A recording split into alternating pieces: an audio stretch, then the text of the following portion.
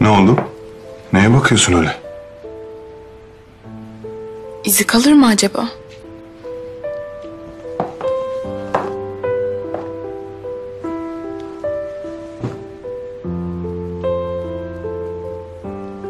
İz kalırsa ne olur? Kötü görünür. Görünmez mi?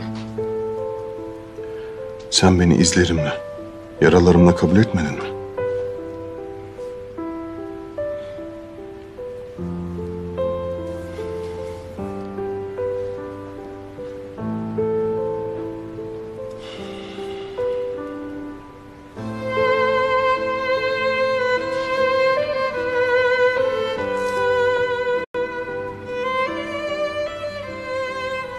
Buradakileri de biliyorsun.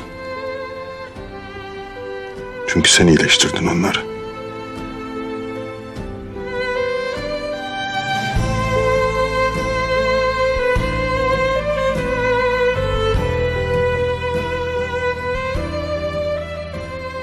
Eğer iz kalırsa benim gözümde daha da güzelleşeceksin. Sana baktıkça dün gece seni nasıl özlediğimi hatırlayacağım çünkü. Nasıl beklediğimi hatırlayacağım.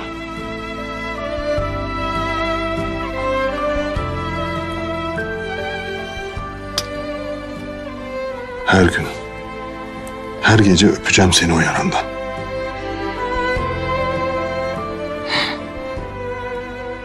Öyle güzel şeyler söyledin ki.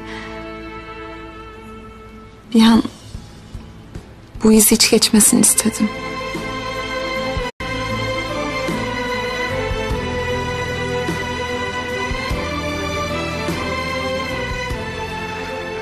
Bütün yaralar iyileşiyor.